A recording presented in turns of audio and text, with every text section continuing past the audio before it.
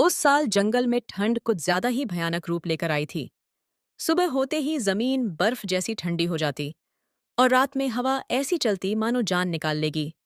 पेड़ों की पत्तियां झड़ चुकी थीं और नदियों का पानी धीरे धीरे जमने लगा था। भोजन कम हो गया था और जो थोड़ा बहुत मिलता भी था वह भी बड़ी मुश्किल से। इस जंगल में 5 प्रमुख पात्र रहते थे।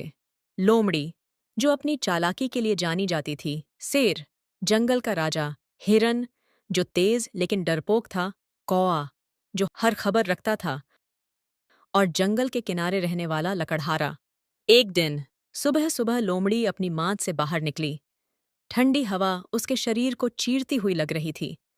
उसने चारों ओर नजर दौड़ाई। वह मन ही मन सोच रही थी, इतनी खामोशी ठीक नहीं। ठंड ने सबको डरा दिया है, लेकिन भूख ज्यादा देर किसी को छुपने नहीं देगी। वह आगे बढ़ी तो उसे एक ऊंचे पेड़ पर बैठा कौवा दिखाई दिया। कौए, आज कुछ ज्यादा ही चुप हो। कोई खबर नहीं क्या? खबर ही खबर है लोमड़ी। ठंड बढ़ती जा रही है। नदी आधी जम चुकी है और शेर बहुत गुस्से में है। शेर गुस्से में है? इसका मतलब खतरा पास है। भूखा शेर किसी का भी शिकार कर सकता है। लोमड़ी गंभीर हो गई। वह जानती थी कि अगर शेर ने शिकार शुरू कर दिया तो सबसे पहले कमजोर जानवर निशाने पर आएंगे। जंगल के बीचों बीच एक बड़ी गुफा थी। वहीं शेर बेचैनी से टहल रहा था। उसकी सांसों से भाप निकल रही थी। वह गर्जना करता हुए बोला, ये ठंड और ये भूख, शिकार क्यों नहीं दिखता आज? उसी समय कांपते हुए हिरन वहां पहुंचा। महाराज, ठंड के कारण सब जानवर अपने अपने ठिकानों में छिपे हैं। तो क्या मैं भूखा रहूं? मैं जंगल का राजा हूं। महाराज, मैं तो बस सूचना देने आया था। शेर की आंखों में भूख और गुस्सा साफ दिख रहा था। जंगल के बाहर एक छोटे से घर में लकड़हारा आग के पास बैठा था। उसने मोटा कंबल ओढ़ रखा था। ऐसी ठंड पहले कभी नहीं देखी। जंगल भी आज अलग ही लग रहा है। वह रोज लकड़ी काटने जाता था, लेकिन आज उसे भी डर लग रहा था। एक शाम लोमड़ी ने पूरा जंगल घूम लिया। उसने देखा कि जानवरों में डर फैल चुका है। कहीं कोई आवाज नहीं थी। उसने सोचा, अगर हालात ऐसे ही रहे तो शेर किसी को मार डालेगा। मुझे कुछ करना होगा। वह तुरंत ही शेर के पास पहुंच गई। तुम क्या कर रही हो यहाँ लोमड़ी? महाराज, ठंड और भूख का हल लेकर आई हूँ। हल? अगर मजाक कर रही हो तो जान से जाओगी। मजाक नहीं महाराज।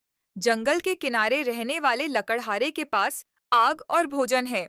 और तुम चाहती हो कि मैं इंसान से मदद लूं? मदद नहीं, समझदारी। ठंड राजा और प्रजा में फर्क नहीं करती। शेर कुछ देर चुप रहा। उसी रात कौआ उड़ता हुआ लोमड़ी के पास आया। हिरन बहुत डरा हुआ है। उसे लग रहा है कि शेर उसे ही खा जाएगा। जब तक मैं हूँ ऐसा नहीं होगा। रात गहरी होती गई। शेर गुफा के बाहर खड़ा दूर लकड़हारे के घर की आग को देख रहा था। शायद लोमड़ी सही कह रही है। रात और गहरी हो चुकी थी। जंगल में सन्नाटा ऐसा था मानो सब कुछ जम गया हो। शेर के पेट में भूख की आग जल रही थी और शरीर ठंड से अकड़ रहा था। उसने सोचा, राजा होकर भी अगर ठंड और भूख से हार जाऊं तो यह जंगल कैसे चलेगा? उसी समय लोमड़ी पास आई। महाराज, रात बीतती जा रही है। ठंड और बढ़ेगी। तुम बार बार लकड़हारे की बात क्यों करती हो लोमड़ी? क्योंकि अभी वही एक रास्ता है। ठीक है, लेकिन अगर यह चाल निकली तो सबसे पहले तुम जिम्मेदार होगी। मुझे मंजूर है महाराज। अगली सुबह जंगल में हलचल हुई। हिरन कांपते हुए अपनी झाड़ी से बाहर आया। उसे हर पल यही डर था कि शेर कहीं उस पर झपट न पड़े। तभी उसे लोमड़ी दिखी। लोमड़ी, शेर का मूड कैसा है? डरने की जरूरत नहीं। अभी कोई शिकार नहीं होगा। मैंने शेर को एक और रास्ता दिखाया है। हिरन को पूरी बात समझ नहीं आई। वह चला गया। तभी एक कौवा लोमड़ी के पास आया। लोमड़ी, जंगल में चर्चा फैल रही है। सब जानवर डरे हुए हैं। डर को खत्म करने का एक ही तरीका है, सही फैसला। और अगर फैसला गलत हुआ तो नुकसान भी मुझे ही झेलना होगा। दोपहर तक शेर ने फैसला कर लिया। वह पहली बार अपनी गुफा से जंगल के बाहर की ओर बढ़ा। उसके साथ थोड़ी दूरी पर लोमड़ी चल रही थी। शेर के कदम भारी थे, लेकिन मन में उथल-पुथल मची हुई थी। जंगल के किनारे पहुंचते पहुंचते लकड़हारे की झोपड़ी साफ दिखने लगी। धुएं की लकीर अब भी हवा में उठ रही थी। अब आगे तुम जाओ। महाराज, इंसान से बात मैं करूंगी। आप बस यहीं रुकिए। लोमड़ी धीरे धीरे झोपड़ी के पास पहुंची। लकड़हारा कुल्हाड़ी हाथ में लिए बाहर खड़ा था। जैसे ही उसने लोमड़ी को देखा, वह चौंक गया। अरे, इस ठंड में लोमड़ी? डरिए मत, मैं कुछ कहने आई हूँ। जंगल में ठंड का कहर है। जानवर भूखे हैं। शेर भी। शेर? वही जंगल का राजा? हाँ, वह आप पर हमला नहीं करेगा। उसे बस आग और थोड़ी मदद चाहिए। लकड़हारे ने जंगल की तरफ देखा। अगर शेर गुस्से में हुआ तो? तब सबसे पहले मुझे खा जाएगा। थोड़ी देर बाद लकड़हारा लकड़ियों का एक गट्ठर और कुछ खाना लेकर बाहर आया। मैं सीधे शेर के सामने नहीं जाऊंगा। आपको जरूरत भी नहीं। आग और खाना यहीं रख दीजिए। दूर खड़ा शेर सब देख रहा था। पहली बार उसके मन में इंसान के लिए डर से ज्यादा सोच थी।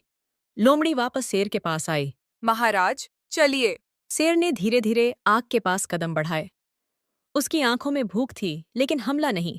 शायद ताकत सिर्फ पंजों में नहीं होती। उसने खाना लिया और आग के पास बैठ गया। यह खबर जंगल में आग की तरह फैल गई।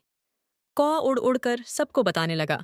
शेर ने शिकार नहीं किया, आग के पास बैठा है। शायद ये ठंड हमें एक दूसरे के करीब ला रही है। कई दिन बीत गए।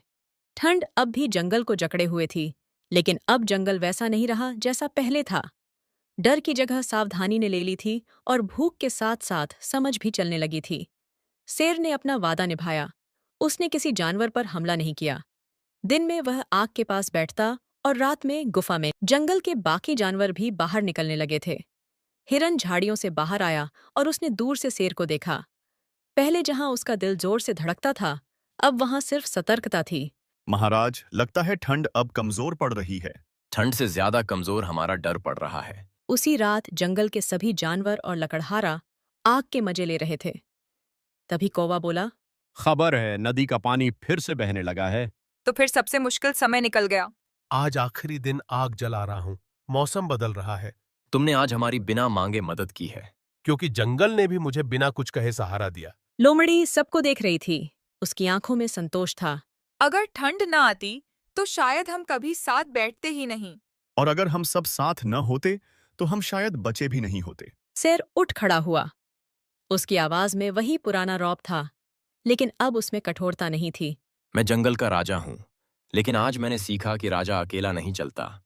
ये बात मैं हर जानवर तक पहुंचा दूंगा, ताकि बाकी जानवरों को भी पता चले कि हमारा राजा बदल गया और दयालु बन गया है।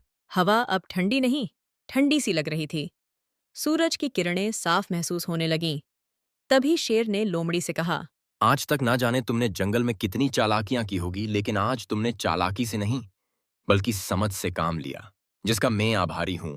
चालाकी तब काम आती है महाराज, जब समझ पहले से हो। जंगल में अगर हर जानवर एक होकर रहे तो कैसी भी मुसीबत क्यों ना आ जाए। आज मैंने सीखा कि डर से नहीं, भरोसे से जंगल और बस्ती दोनों चलते हैं। शेर ने सिर झुका दिया। अगले दिन धीरे धीरे बर्फ अब पिघलने लगी। नदी पूरी तरह बहने लगी। पेड़ों पर फिर से चिड़ियों की आवाज आने लगी। हिरन खुले मैदान में दौड़ा, बिना डर के। कौवा ऊपर आसमान में उड़ता रहा। लोमड़ी अपनी मांद की ओर लौट चली। और शेर, वह अपनी गुफा के बाहर टहल रहा था। वह मन ही मन खुश भी था।